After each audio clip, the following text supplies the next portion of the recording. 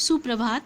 मैं ज्योति सिन्हा कक्षा पंचम के विद्यार्थियों के लिए हिंदी संकल्प से पाठ 2 के अभ्यास कार्य लेखनी से लेकर उपस्थित हूँ।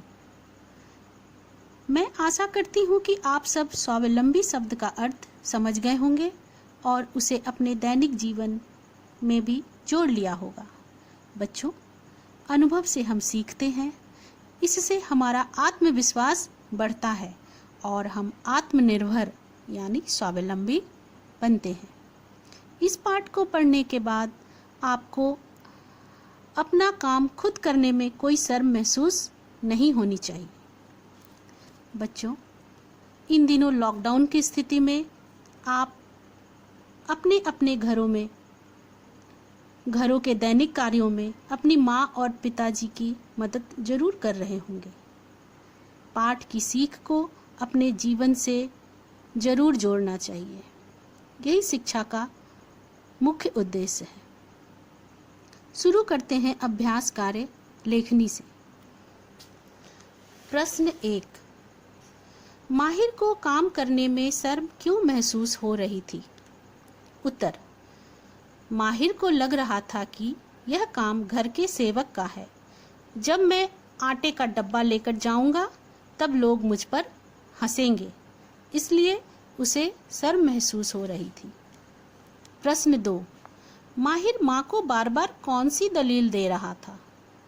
दलील का अर्थ है तर्क।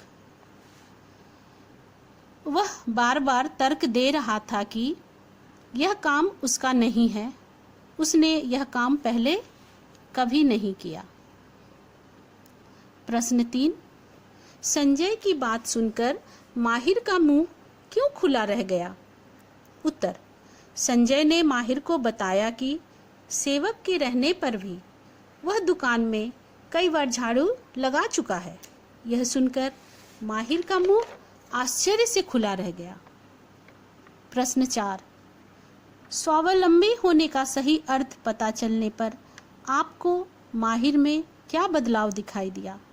उत्तर। स्वावलंबी होने का सही अर्थ पता चलने पर माहिर को अपना काम स्वयं करने में शर्म नहीं आ रही थी। अब वह अपनी गर्दन गर्व से ऊंची करके चल रहा था। बच्चों, स्वावलंबी होने का सही अर्थ पता चलने पर आप में क्या क्या बदलाव आए? विद्यालय खुलने के बाद हम लोग इस पर जरूर चर्चा करेंगे।